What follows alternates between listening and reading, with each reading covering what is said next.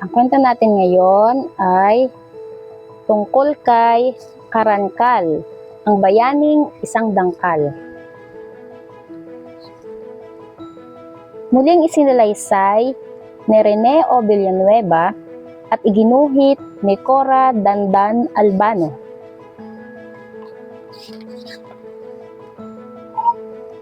Si Caracal ay isang pambihirang bata dahil ang laki niya ay isang dangkal lamang. Takang-taka ang mga magulang ni Caracal mula nang isilang siya.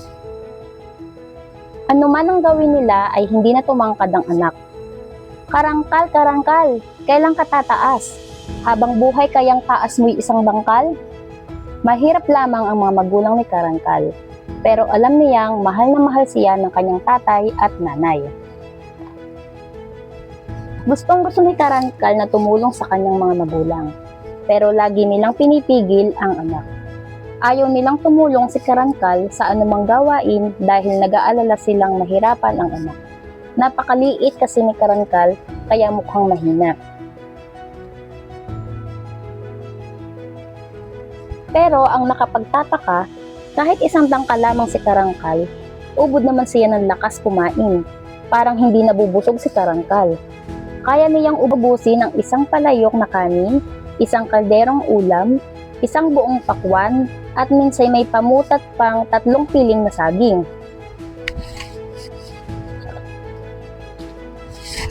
Ang lakas talagang kumain ni Caracal, kaya lalong naghirap ang kanyang mga magulang.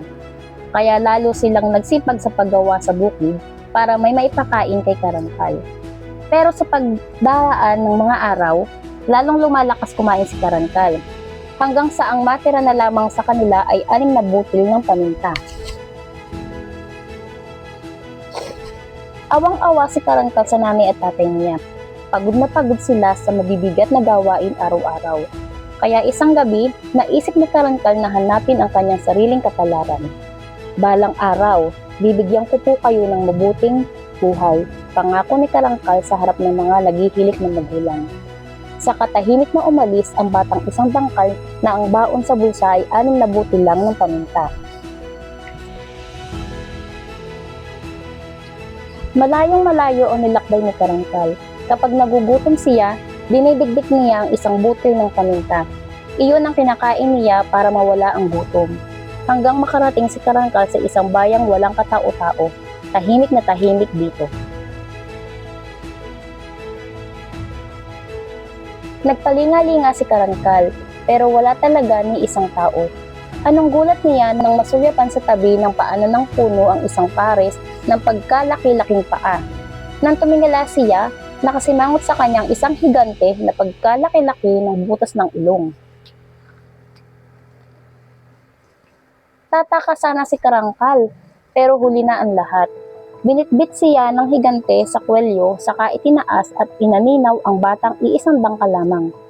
Takot na takot si Caracal, baka siya kainin ng higante. Lalo pa siyang inilapit ng higante sa ilong nito, saka inamoy-amoy. Mabilis na nag-isip si Caracal, hinagisa niya ng dinikdik na paminta ang higante. Pumasok ang durog-durog na butil sa 2 butas ng ilong ng higante. Sunod-sunod ang hatsing ng higante. Hatsing! Hatsing! Hatsing!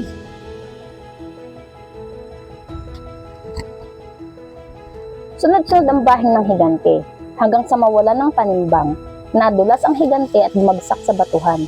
Mabuti na lamang, hindi niya nadaganan si Caracal. Namatay ang higante noon din. Isa-isang naglabasan ng mga tao mula sa kung saan-saan nang matiyak na di na humihinga ang higante. Tuwang-tuwa sila kay Caracal. Matagal nang nagsasabog ng lagim ang salbahing higante.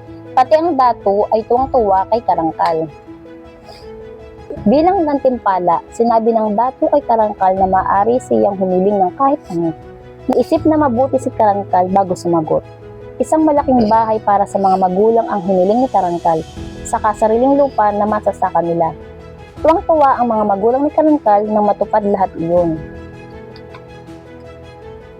At mula noon, kinilala si Caracal bilang isang munting bayani. Pinatunayan ni Karangkal ang kasabihan na kahit maliit, maaari pa rin magkaroon ng galing, kakayahan at malaking pakinabang.